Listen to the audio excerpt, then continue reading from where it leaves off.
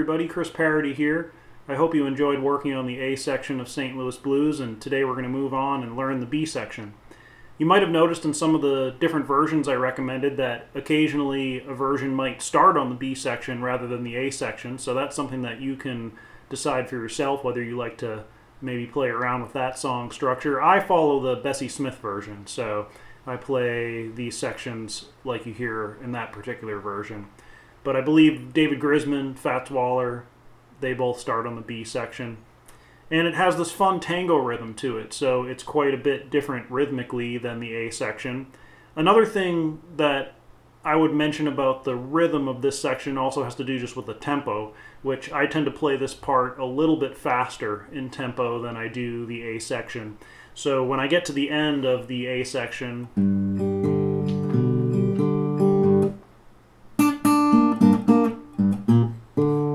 there's quite a bit of a tempo change there. So, I was probably da da da da da da da da da dun dun dun dun dun dun dun. So I pick up the tempo a little bit there when I move into the B section too.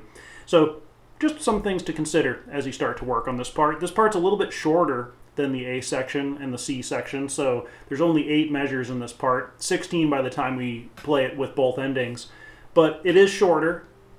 Despite the fact that it's shorter, it might be the most challenging part of the song to play, though, because of that tango rhythm, the way that's going to change the bass line, and it just makes coordinating the bass line and the melody a little bit more difficult on this section. So we'll take a look at all that right now as we go through the tab together and learn how to play it. Let's map out our bass line in the B section before we figure out how the melody factors in. Another significant change in the B section is that instead of playing a G major or a G7 chord as we did throughout the A section, now we're going to be switching to a G minor chord. So our bass line, we're going to start on that same root note, the 3rd fret of the low E string. But then to get the minor third, we're going to play the 1st fret of the A string, which is a B flat. And then we're going to play the open D string, which gives us the 5th. So that's actually a G minor chord right there. Just those 3 notes. We're going to use all 3 of those notes in our bass line. And again, the rhythm's going to change quite a bit here because we're going to get into this tango feel. So here's how we're going to play that bass line.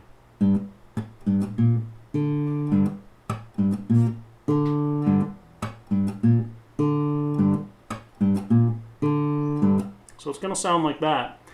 Now, I would recommend at first just trying to play that by ear and seeing how close you can get from just listening.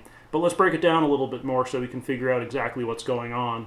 So the rhythm of that bass line, if we talk just about where we're playing bass notes with the thumb, is 1 and 3, 4, 1 and 3, 4.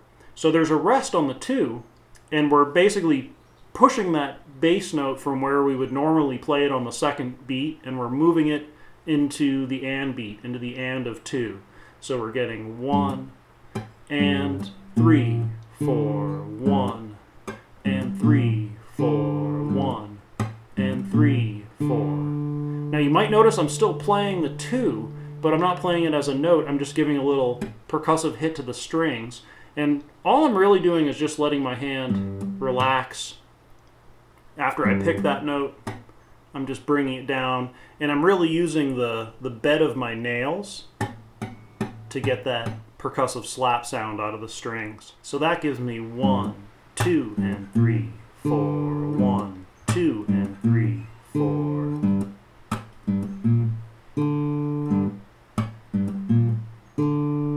Now, sometimes when I play it, I think I kind of just move freely between the notes, fingering them one at a time like that.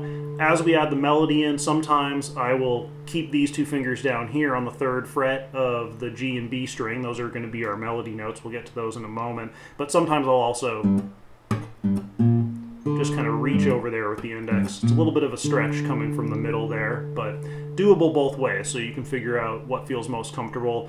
I don't think I think about it too much when I'm playing it at this point. I think I probably do a little bit of both of those ways of approaching fingering that part. Now, the 2nd chord in this part is a D7 chord, and we're going to play that D7 chord just like we did in the A part, actually, which is we're going to fret the 1st fret of the B string, the 2nd fret of the G string, and instead of fretting the 2nd fret of the 1st string, which is an F sharp, we're going to put that note up here in the bass. So really our D7 chord is going to be those three notes, and eventually we're going to get that open D string in there as well. So that's our chord form that we're going to use whenever we're playing D7 in the B section. We could technically call this D7/F sharp since we've got that F sharp in the bass. Now the rhythm is going to be exactly the same as what we just did on G minor.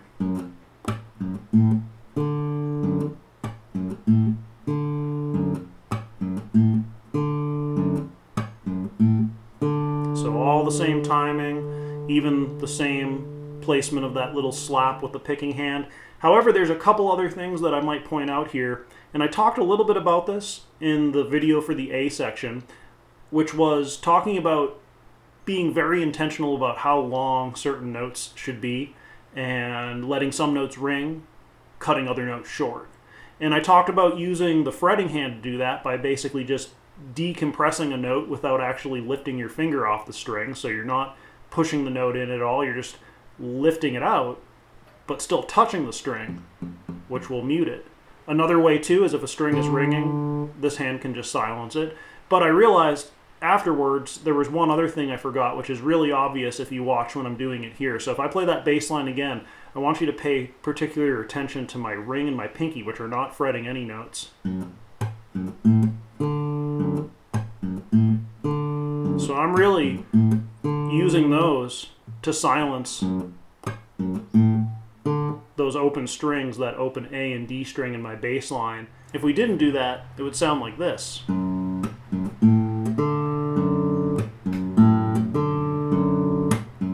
As opposed to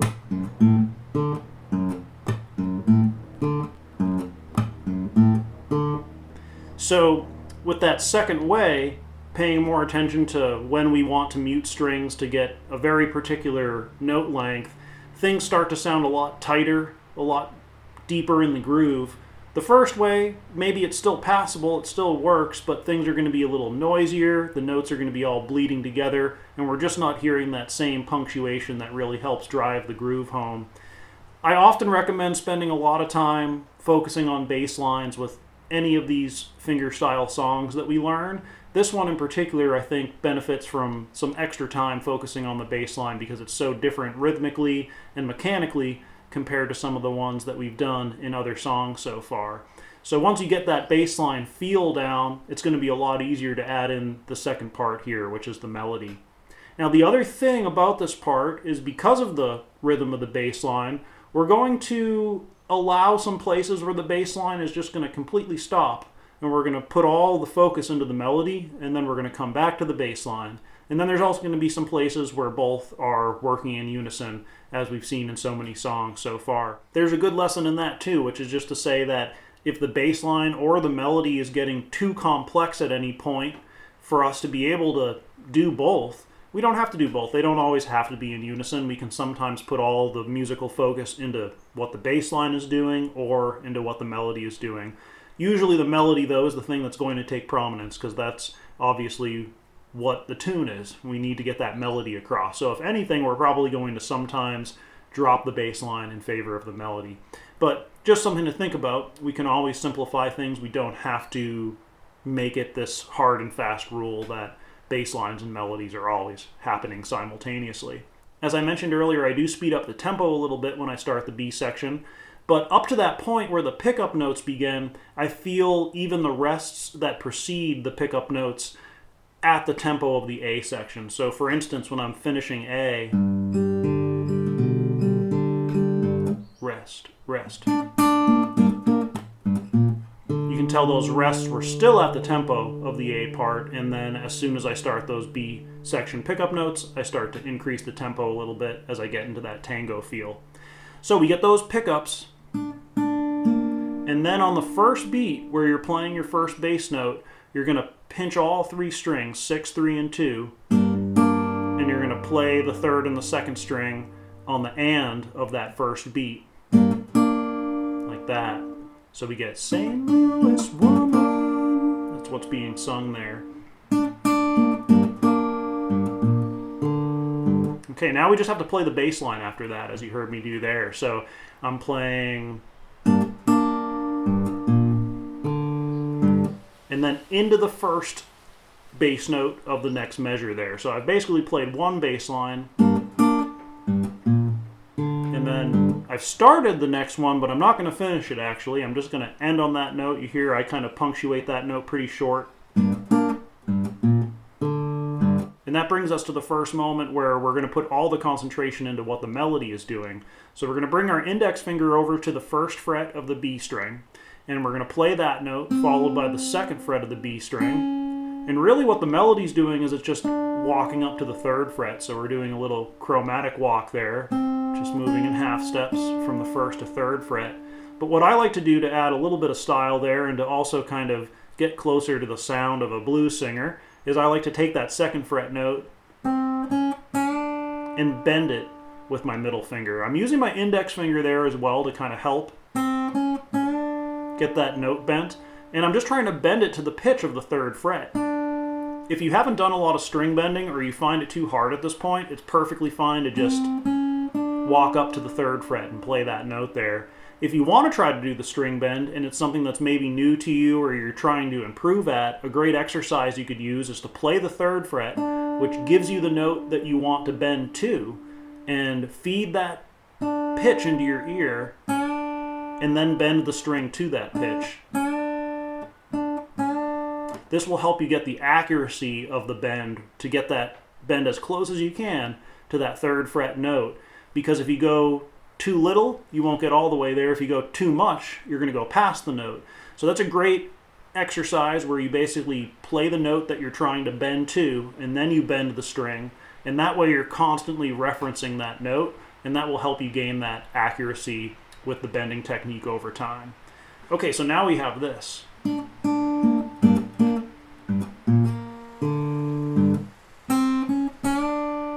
Okay, next thing we're going to do, the ring finger, is going to go to the third fret of G, and the index to the second fret of G.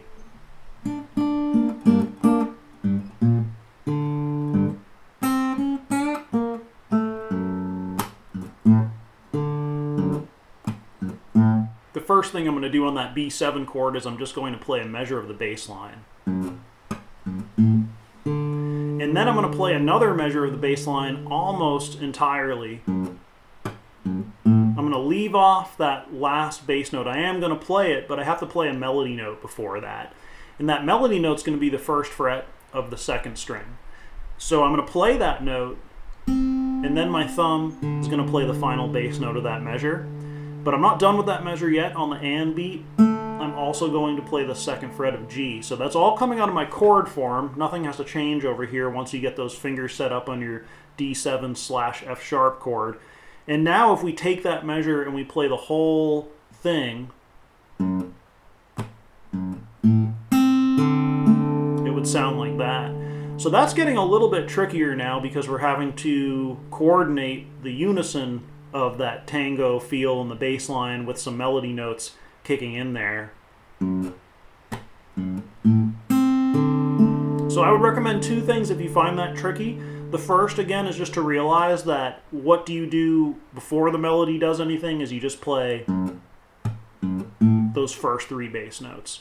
So keep that in mind. That's nice and easy. You've practiced that already. And I might break this off at the end here and go,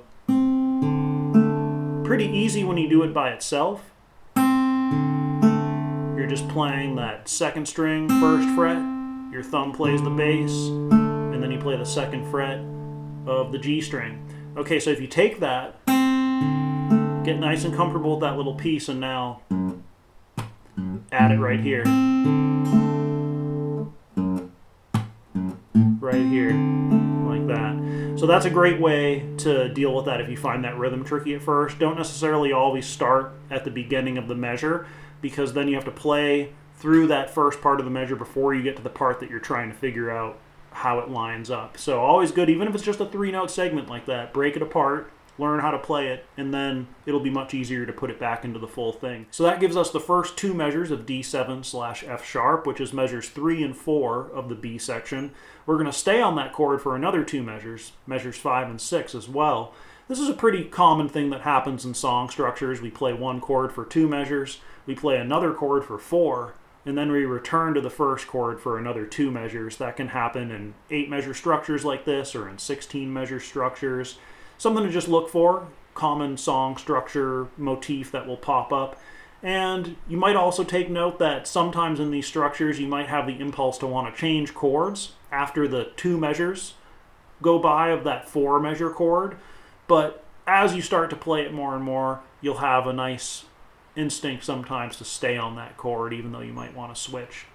Okay, so as we're starting measure 3, it's a little bit easier than what we've done in the previous measure. This time what we're going to do, this is kind of mimicking what we did on the very first measure when we were playing G minor. We're going to pinch 3 fingers here, thumb on string 6, index on string 3, middle on string 2. We're still in that D7 shape, and we're just going to go like that.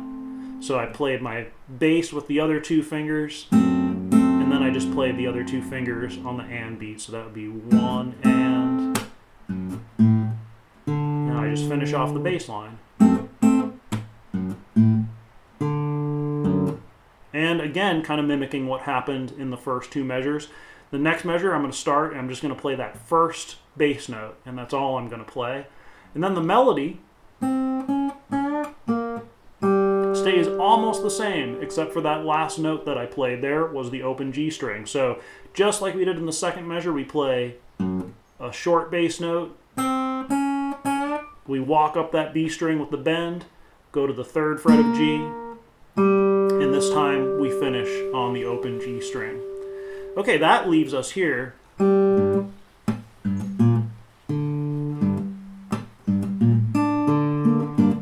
at the first ending. And that's one other tricky part, also kind of mimicking something this time that we did on the D7. I was talking about that place where we went like this, and the melody collided with that tango bass line. We're going to do that here. This might be even a little bit more difficult just because of what we have to do with our fretting hand. It's a little bit more stretchy as we play this part. So when we play that open G, the first thing we do in the next measure is we just play the bass line. Okay, as we get to the final measure, measure 8, just like we did earlier when we had this little collision of the tango bass line with the melody, we're going to play the first 3 bass notes, and nothing's going to happen in the melody. But then, also like earlier, we're going to play the melody note on the B string, followed by that final bass note with the thumb playing the D string, and then we're going to play the melody note on the G string. So that would give us those 3 notes. Now, as simple as that might seem, I might again recommend just kind of playing that a few times. And now that we have that in our system, we'll keep those fingers down there, and we'll play the first 3 bass notes, followed by that little 3-note segment. So again, a nice thing to maybe break into pieces and then put back together. Another thing that's challenging about measure 8, in addition to all of the rhythmic coordination, is that when you land those 3 fingers to start the measure on that G minor chord shape, being locked into that position might make it feel extra challenging for your index finger to stretch over there and play that first fret note that you need in your bass line. But it's good to remember that since you're playing these punctuated notes in the bass, once you play that first and second bass note, you can lift the middle finger off and allow that index finger a little bit of an easier stretch over there to the first fret. And then at that point, I don't even have anything down as I'm playing the last little bit of the measure. And then I do put that middle finger down as I start playing the second repetition of the B section. So those are some other things to think about.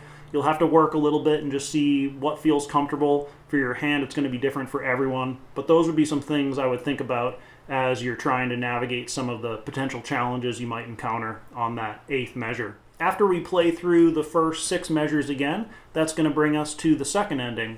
So let's play that little melody portion at the end of measure 6 to bring us into ending 2. So there's that open G note. Now what I'm going to do is I'm going to fret the 3rd fret of the low E string with my index finger this time. That's all I need to play there. I'm going to play that note, and then I'm going to give it a little slap. You'll see some X's on the strings. I forgot to mention that earlier, that where we're doing the slaps, I just put those X's there so we can see where that goes rhythmically in relation to all of the fretted notes. So we play that open G note followed by the 3rd fret of the low E, fretting with the index, we slap, then we play the low E string open. Now we're going to play an A7 chord, which we're going to fret with the index finger on fret 5 of the low E, the middle finger on fret 5 of the D, and the ring finger on fret 6 of the G. We're going to play those 3 notes all in unison with the thumb, index, and middle picking. I'm going to throw another little slap after that. Then we're going to play the open A, and we're going to follow that with a D7 chord, which will play like this. The middle finger on the 5th fret of A, the index finger on the 4th fret of D, and the ring finger on the 5th fret of G. We're going to play that. Then we're going to move the middle finger up to the 5th fret of the low E string, and then we're going to move it back. All right, let's play that second ending. We'll start on the open G note, the final note of measure 6 to lead us in.